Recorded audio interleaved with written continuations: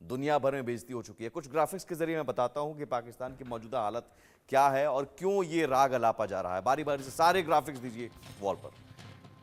और ये ज़रूरी है जानना दर्शकों के लिए कि मौजूदा स्थिति पाकिस्तान की क्या है और किन वजहों से, और इन्हीं वजहों से पाकिस्तान दरअसल कर्ज के बोझ तले दबा हुआ है। 130.85 अरब डॉलर पाकिस्तान पर वैश्विक कर्ज है, जिसमें से चीन का अकेले 29 अरब डॉलर का कर्ज है। चीन के रहमो करम पर चल रहा है, जो कि इसकी विदेशी देनदारी का कुल 22% लोन तो सिर्फ चीन से लिया हुआ है।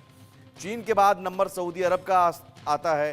चीन ने 29 करीब 30 अरब डॉलर आप कह सकते हैं। सऊदी अरब ने पाकिस्तान को 9.16 अरब डॉलर का कर्ज दिया है।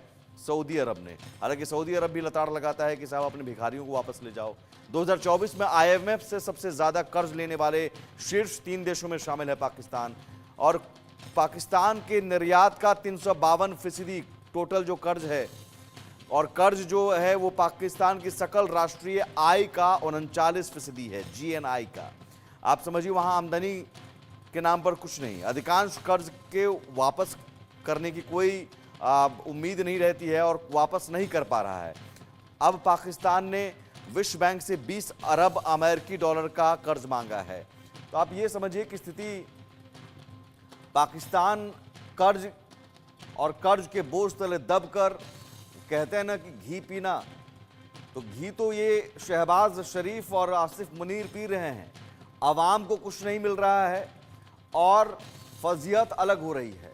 ये कर्ज जो लेते हैं, ऐश करते हैं, उसके बाद चुकाते नहीं हैं, फिर अगली सरकार कोई आ गई, अब उसके मथे वो फिर नया कर्ज लेता है। कर्ज चुकाने के लिए फिर अगली सरकार, कर्ज चुकाने के लिए नया कर्ज लेने का सिलसिला लगातार जारी है। अब आगे आइए, अब आपको बताते हैं पाकिस्तान में दरअसल मांग अब क्या उठ रही है। ये कह रहे हैं कश्मीर, मैं कह रहा हूं कि भाई साहब आप सिंधु देश की बात कर लीजिए।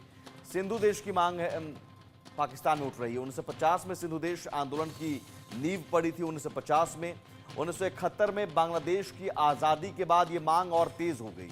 तो सिंधु देश बचा लें अब ये अपना। मुहाजिरों ने सिंधियों के असंतोष को और बढ़ा दिया। सिंधु देश की हम बात कर रहे हैं। देखिए अलग अलग टुकड़े कैसे हो सकते हैं। पंजाब के आगे दोयम दर्जा का ये आरोप उन्होंने लगाया सिंधियों ने, और बंदूक के दम पर आवाज दबाया गया। यहां भी जो पाकिस्तान मानवाधिकार की बात करता है, वो दरअसल हर हिस्से में देखेंगे आप, सरकार से नौकरियों में कम हिस्सेदारी मिलने पर असंतोष है, यहां पर गुस्सा है। केंद्र सरकार पैसे भी कम देती है। तो पाकिस्तान में सिंधु देश की मांग, और कैसे चारों तरफ से घिरा हुआ है पाकिस्तान। आप देखिए, ये आपका खैबर पख्तूनख्वा और यहाँ बलूचिस्तान, ये अफगानिस्तान।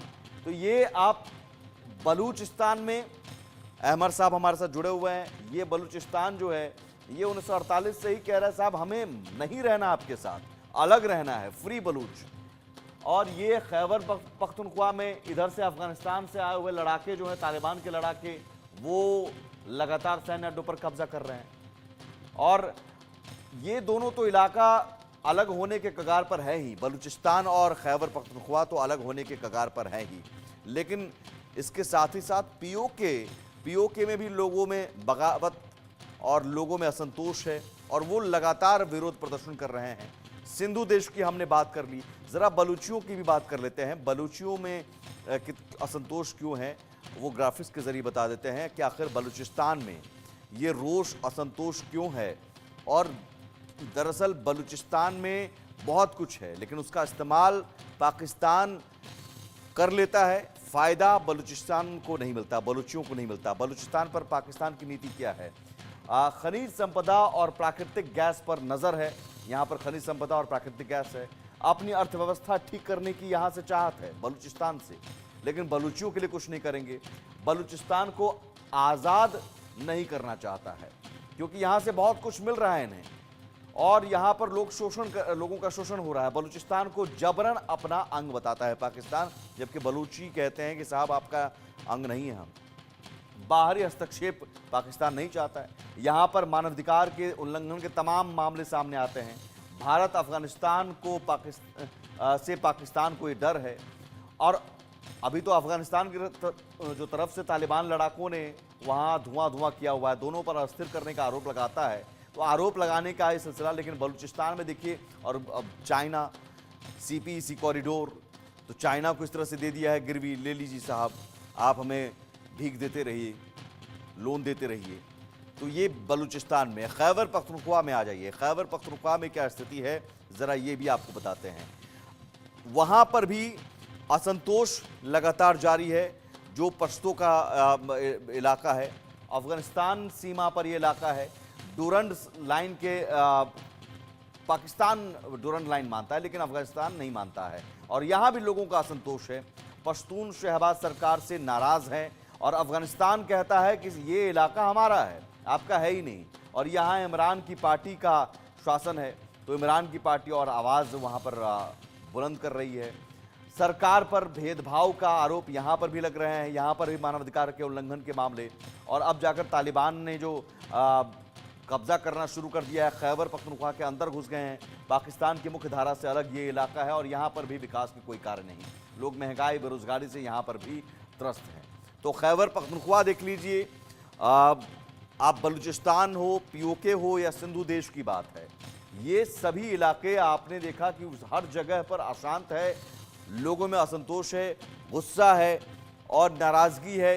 ये इसलिए क्योंकि यहाँ पर लोगों का ध्यान नहीं दिया जा रहा है, लोगों को कुछ नहीं मिल रहा है।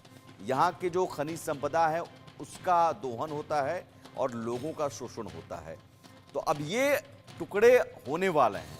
कश्मीर राग अलापने के बजाय शहबाज शरीफ को ये ज़मीन जो है बचाने की कोशिश करनी चाहिए जो खिसक रही है। और यहाँ पर तो कश्मीर छोड़ दीजिए, अब तो POK हमारा होने वाला है। केंद्रीय गृह मंत्री अमित शाह ने कई मौकों पर कहा और हाल ही में भी कहा कि अब नया नामकरण होगा। 20,000 से ज्यादा पंच, सरपंच, तहसील पंचायत के सदस्य, जिला पंचायत के सदस्य चुनाव जीत कर आए हैं। अपना अपना गांव, अपनी अपनी तहसील, अपना अपना जिला चला रहे हैं। वहां पंचायती राज लोकतंत्र पाताल तक गहरा चला गया। लोकसभा के चुनाव हुए, विधानसभा के चुनाव हुए। 33 साल में सबसे ज्यादा रिकॉर्ड मतदान अगर कभी हुआ तो अभी हुआ है। अब इंडस्ट्री भी जा रही है, 2 करोड़ 11 लाख टूरिस्ट जा रहे हैं। एक साल में 2024 में 324 सीरियल या फिल्मों का फिल्मांकन कश्मीर में हुआ है। जो एक जमाने में 60 के दशक में हुआ करता था, वो आज शुरू हो चुका है। 33 साल के बाद घाटी में थिएटर में नाइट शो चला है। 34 साल के बाद ताजिया का जुलूस हुआ है और लाल चौक पर जन्माष्टमी, कृष्ण जन्माष्टमी की यात्रा भी देखने को मिली। और मैं आज कहना चाहता हूं कि हमने न केवल आतंकवाद पर कंट्रोल पाया है, इसको रोकने में सफलता प्राप्त की है, हमने आतंकवाद की इकोसिस्टम को भी घाटी में से पूर्णतया समाप्त करने का काम नरेंद्र मोदी सरकार ने किया। तो ये अब नया कश्मीर है जहां पर सब कुछ अब शुरू हो चुका है। जो वहां पत्थरबाज दिखते थे, वहां पर अब नौजवान जो है पढ़ाई लिखाई की बात करते हैं, स्पोर्ट्स की बात करते हैं, फिल्मों की शूटिंग हो रही है, विकास के काम हो रहे हैं। केंद्रीय गृह मंत्री अमित शाह ने कहा